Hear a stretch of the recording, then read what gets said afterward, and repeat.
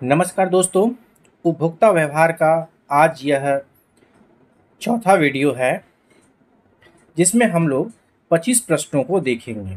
प्रत्येक वीडियो में 25 प्रश्न करके ला रहा हूँ और सारे प्रश्न जो है किसी न किसी परीक्षा में आए हुए प्रश्न हैं। चैप्टर वाइज कंप्लीट इकोनॉमिक्स का जितने भी चैप्टर हैं, पहला चैप्टर मैंने आर्थिक सिद्धांत को ख़त्म किया और आर्थिक सिद्धांत से संबंधित जितने भी प्रश्न एग्जाम में आए हुए थे वो सारे मैंने आप लोगों के सामने के देखा होगा। अब जो है हम उपभोक्ता व्यवहार का प्रश्न ला रहे हैं। जितने भी परीक्षा में आए हुए प्रश्न हैं लगभग सारे प्रश्नों को हम लोग देखेंगे। तो चलिए शुरू करते हैं। पहला प्रश्न है, उद्घटित अधिमान सिद्धांत का निरूपण किया गया। ए पॉल सैमुअल्सन द्वारा, बी हिग्स द्वारा, सी केन्स द्वारा, डी वॉकर द्वारा। तो इसका सही उत्तर है ए पॉल सैमुअल्सन के द्वारा जो है वो उद्घटित अधिमान सिद्धांत का निरूपण किया गया। ये यूपी पीजीटी परीक्षा 2016 का प्रश्न है। अगला प्रश्न है कि उद्घटित अधिमान सिद्धांत संबंधित है। ए सबल क्रमबद्धता से, पीए सैमुअल्सन से, सी उपभोक्ता व्यवहार के विश्लेषण से, उपरोक्त सभी। तो इसका सही उत्तर है उपरोक्त सभी। सबल क्रमबद्धता सैमुअल्सन से तो है ही, इसके पहले ही प्रश्न में हम लोग देख चुके हैं। उपभोक्ता व्यवहार के विश्लेषण से। नेक्स्ट प्रश्न है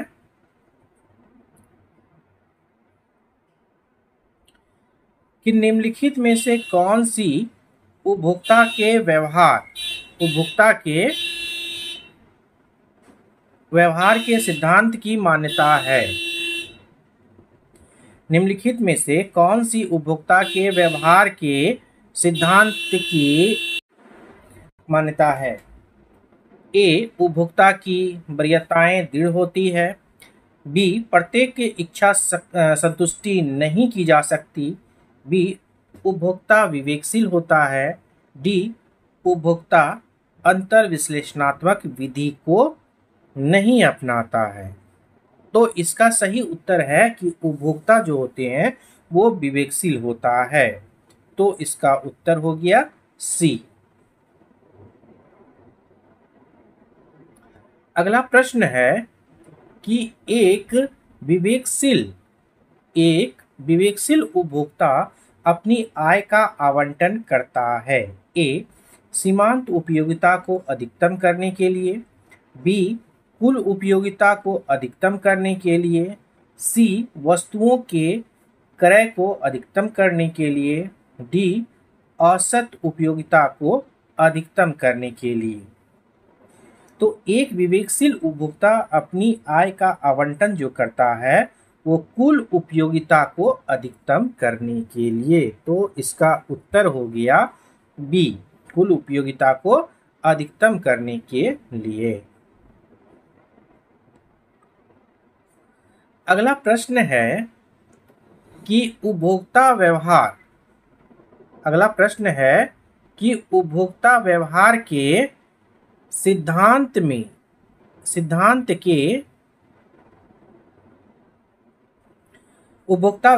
सिद्धांत के मार्शल के विश्लेषण में निम्न में से कौन सी मान्यता नहीं है। ए उपभोक्ता विवेकशील होता है, बिल्कुल सही होता है। उपभोक्ता अधिकतम संतुष्टि प्राप्त करना चाहता है, ये भी सही है। मुद्रा की सीमांत उपयोगिता स्थिर होती है, ये भी सही है। डी मुद्रा की सीमांत उपयोगिता स्थिर नहीं होती है, ये गलत है। तो ये मान्यता नहीं है कि मुद्रा की सीमांत उपयोगिता स्थिर नहीं होती है। मुद्रा की सीमांत उपयोगिता स्थिर होती है। अगला प्रश्न है कि दो साधन पूर्णतः स्थानापन्न हो तो उनके बीच प्रतिस्थापन की लोच होगी। ए ऋणात्मक, बी अनंत, सी धनात्मक, डी इकाई। यदि दो साधन क्या हो, पूर्णतः स्थानापन्न हो, तो उनके बीच प्रतिस्थापन की लोच जो होगी वो होगी अनंत।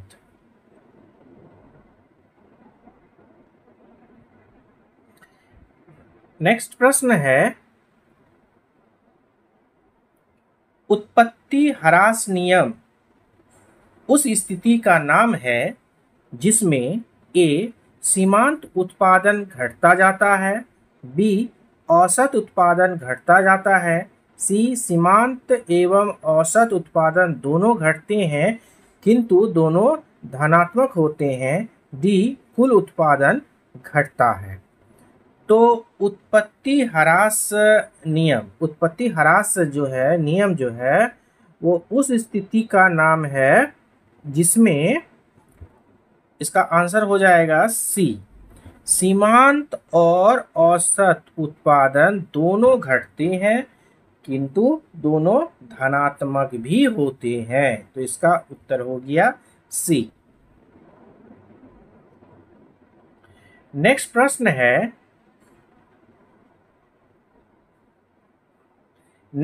है, कि घटकों के ह्रासमान प्रतिफल का नियम प्रासंगिक है।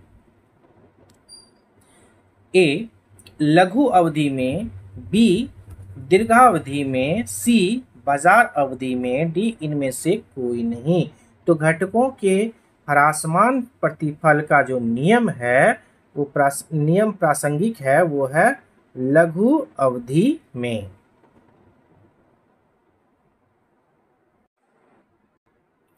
नेक्स्ट प्रश्न है कि अर्थशास्त्री निम्नलिखित मान्यताओं में से किसे उपभोक्ता के संदर्भ में हमेशा मानते हैं? ए वे बाजार में विवेकपूर्ण निर्णय लेते हैं, बी अपने आय से ज़्यादा व्यय नहीं कर सकते, सी वे दैनिक मजदूरी कमाने वाले होते हैं, डी उनकी रुचियां समान दिशा में कार्य करती है। अर्थशास्त्री निम्नलिखित मान्यताओं में से किसे उपभोक्ता के संदर्भ में हमेशा मानते हैं? तो इसका उत्तर है ए, वे बाजार में विवेकपूर्ण निर्णय लेते हैं। नेक्स्ट प्रश्न है कि उपभोक्ता साम्य की स्थिति में तब होता है जब ए MU शून्य हो, MU का अर्थ हो गया मार्जिनल यूटिलिटी शून्य हो, बी MU और TU बराबर हो यानी मार्जिनल यूटिलिटी और टोटल यूटिलिटी बराबर हो, सी AU और MU बराबर हो यानी एवरेज यूटिलिटी और मार्जिनल यूटिलिटी बराबर हो, डी टोटल यानी TU और AU बराबर हो, टोटल यूटिलिटी और एवरेज यूटिलिटी बराबर हो। तो उपभोक्ता साम्य की जो स्थिति में तब होता है जब MU जो है वो शून्य होता है यानी मार्जिनल यूटिलिटी शून्य होता है। नेक्स्ट प्रश्न है कि निकट से स्थानापन्नों की प्रतिलोच ए इकाई से कम होती है, बी इकाई से अधिक होती है, शून्य होती है या अनंत होती है। निकट से स्थानापन्नों की प्रतिलोच जो होती है वो इकाई से अधिक होती है।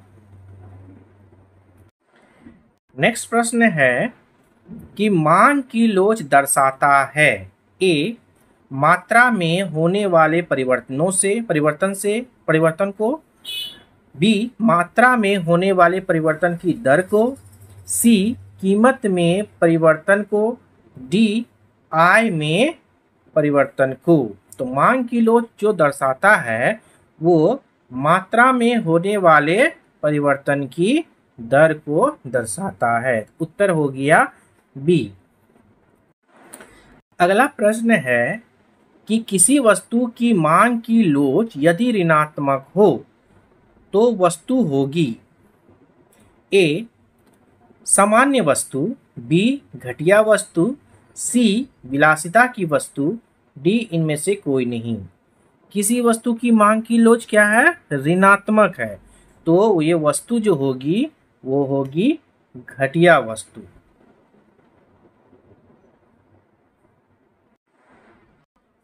नेक्स्ट प्रश्न है कि जब एक वस्तु के मूल्य में परिवर्तन के साथ उस पर कुल परिव्यय स्थिर रहता है तब यह मामला है ए पूर्णतः लोचशील मांग का, बी पूर्णतः अलोचशील मांग का, सी ऐकिक लोचशील मांग का, डी अपेक्षाकृत लोचशील मांग का। तो इसका जो सही उत्तर है वो है सी ऐकिक लोचशील मांग का। जब एक वस्तु के मूल्य में परिवर्तन के साथ उस वस्तु का कुल परिव्यय स्थिर रहता है तब यह मामला ऐकिक लोचशील मांग का है। नेक्स्ट प्रश्न है कि यदि दो वस्तुएं प्रतिस्थापी है जैसे चाय और कॉफी, उनके बीच अनुप्रस्थ रोधशीलता होती है ए नकारात्मक, बी धनात्मक, सी अनंत, डी शून्य। यदि दो वस्तुएं प्रतिस्थापित जैसे चाय और कॉफी तो उसके बीच अनुप्रस्थ लोचशीलता जो होगी वो होगी धनात्मक। प्रश्न है कि चाय और चीनी के बीच मांग की आड़ी लोच होती है। चाय और चीनी के बीच मांग की आड़ी लोच होती है धनात्मक, ऋणात्मक, शून्य या अनंत। तो चाय और चीनी के बीच जो मांग की आड़ी लोच होती है वो होती है ऋणात्मक। अगला प्रश्न है कि दो पूर्ण प्रतिस्थापन वस्तुओं की आड़ी लोच, दो पूर्ण प्रतिस्थापन वस्तुओं की आड़ी लोच क्या होगी? ए बहुत ऊंची, बहुत कम, कम या अनंत। तो दो पूर्ण प्रतिस्थापन वस्तु की आड़ी लोच जो होगी वो होगी अनंत। नेक्स्ट प्रश्न है कि स्थानापन्न वस्तुओं के लिए मांग की आड़ी लोच है ए धनात्मक, बी ऋणात्मक, सी शून्य, डी अनंत। तो स्थानापन्न वस्तुओं के लिए मांग की आड़ी लोच जो होती है वो होती है धनात्मक।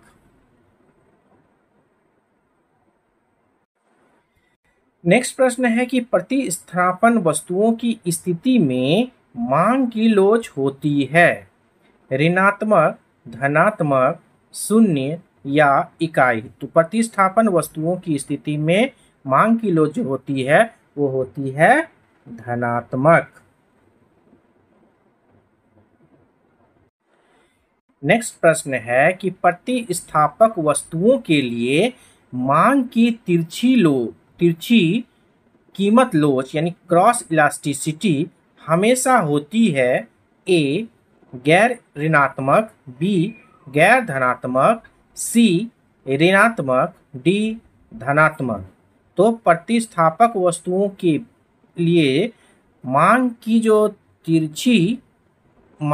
तिरछी कीमत लोच जो होती है वो होती है धनात्मक। नेक्स्ट प्रश्न है कि एक साधन की बाजार मांग व्युत्पन्न मांग होती है, बी एक साधन की कीमत पर भी निर्भर करती है, सी सामान्य मांग होती है, डी उपयुक्त में से कोई नहीं। तो एक साधन की बाजार मांग जो होती है वो होती है व्युत्पन्न मांग। एक साधन की बाजार मांग व्युत्पन्न मांग होती है। नेक्स्ट प्रश्न है कि कीमत उपभोग वक्र की ढाल ए सदैव ऋणात्मक होती है, बी सदैव धनात्मक होती है, सी शून्य होती है, डी वस्तुओं की प्रकृति के संदर्भ में अतिरिक्त सूचना के अभाव में कुछ नहीं कहा जा सकता। तो इसका उत्तर यही हो गया डी, वस्तुओं की प्रकृति के संदर्भ में अतिरिक्त सूचना के अभाव में कुछ नहीं कहा जा सकता। नेक्स्ट प्रश्न है कि यदि